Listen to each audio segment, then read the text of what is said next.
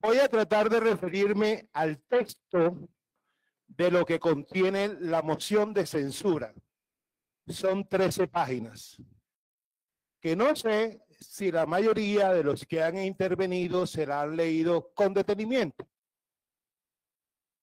Primero hay que decir que la mesa directiva de la Cámara de Representantes se reunió el 19 de abril y decidió fijarle fecha a la moción de censura, y en esa resolución se dice que esa moción de censura se aprueba porque la misma versará en lo concerniente a los asuntos relacionados con las funciones propias del cargo del señor ministro.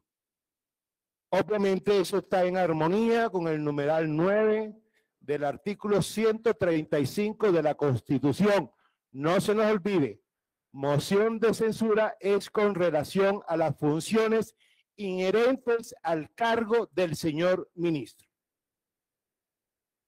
La proposición que aprobó la mesa directiva dice también en su página 13 que esa proposición se hace por asuntos relacionados con las funciones propias del cargo del señor ministro. Sin embargo, cuando uno revisa el documento, puede encontrar lo siguiente.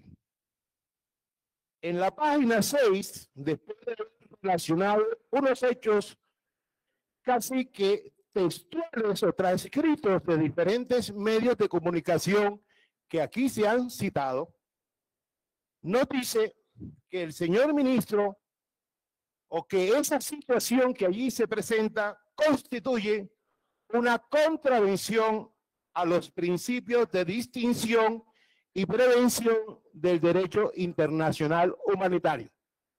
Página 6. Aceptemos de manera inicial que ese es un cargo. Página 7.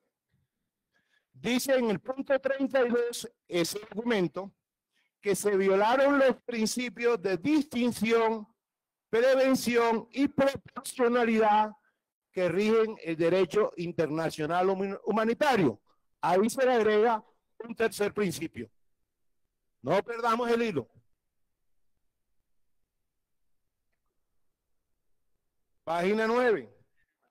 Dice que lo anterior es consecuencia de la información de prensa que antes se ha relacionado.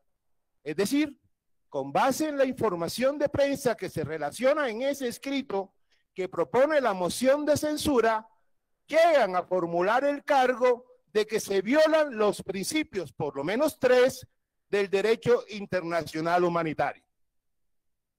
Y arregló seguido, página 9, página 10 y página 10, simple y llanamente no se prueba ni se demuestra en qué consiste la violación de esos 3 principios, sino que simple y llanamente se definen.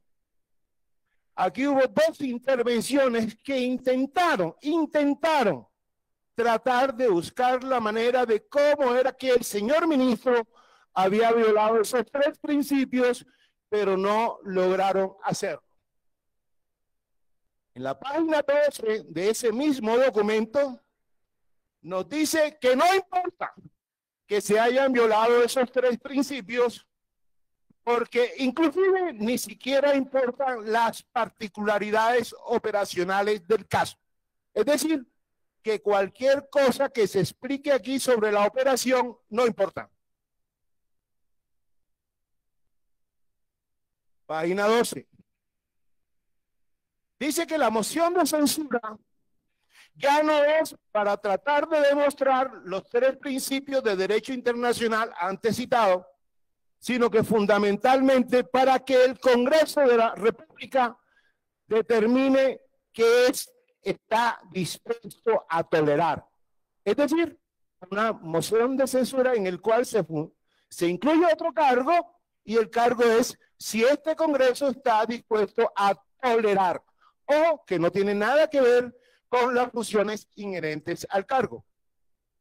Página 12. Dice que este Congreso no debe esperar Nada de defensa, ni mucho menos nada de explicación jurídica, ni tampoco ninguna particularidad relacionada con las operaciones. Que lo que importa es que el Congreso debe determinar si conecta o no con un líder civil de la fuerza pública. Es decir, sin prueba alguna, retomo aquí una palabra de la doctora María José, que respeta y defiende la presunción de inocencia. Aquí se afirma que el ministro está conectando algo que no se determina en el escrito. Página 12. Dice de nuevo otra vez, con base en el principio de inocencia que defendió la doctora María José, dice que no importa qué digan las investigaciones. Y no importa que digan las investigaciones, ni tampoco importa conocer cuáles son los responsables, sino que lo que importa es separar del cargo al jefe de la cartera. Estamos ante una solicitud de moción de censura que, si uno se atiende a lo que dice la Constitución, no logra probar, ni se ha logrado probar en el debate si efectivamente el ministro violó los 3 principios de derecho internacional humanitario. Pero que además se afirma en esa misma proposición de 13 páginas que no importa si se hacen investigaciones, no importan las particularidades del caso, lo que importa es que necesariamente al ministro hay que separarlo del cargo. Y nosotros, que somos congresistas, que además tenemos sustento en la Constitución, creo que no nos podemos apartar de lo que establece el artículo 135.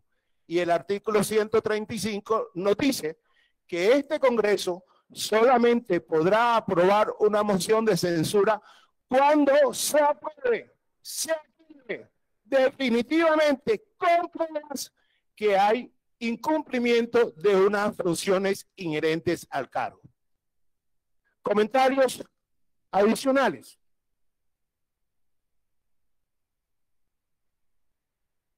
Yo no sé ustedes, pero yo pienso que de alguna manera aquí lo que hay es un debate entre lo que dicen unos medios de comunicación y dicen otros. Algunos le creen a unos medios de comunicación y otros, que hemos tenido la oportunidad de leer otros medios de comunicación, tenemos una opinión distinta. Resulta que se nos está pidiendo que no se haga ningún tipo de investigación, que basta lo que dijeron unos medios de comunicación, que no importa lo que digan otros medios de comunicación y que con eso es suficiente. Yo creo que no es suficiente. Segundo punto. También se dice que no importan las particularidades operacionales del caso y que con base en esas operaciones el ministro debería estar triste, nosotros también, y este gobierno también, porque se han presentado 7 mociones de censura relacionadas con operaciones militares. Pues le quiero contar que el ejército, solo el ejército, ha realizado más de 32.000 operaciones militares. Si esas 32.000 operaciones militares las estuviéramos cuestionando, pues les digo que no serían 7 solicitudes de mociones de censura, sino que tendrían que ser 32.000. Es que la mayoría de las intervenciones plantearon interrogantes. Lo que precisamente demuestra es que, habiendo tantos interrogantes, lo que demuestra es que hay que esperar las investigaciones. Y como consecuencia de eso, poder tener unos resultados.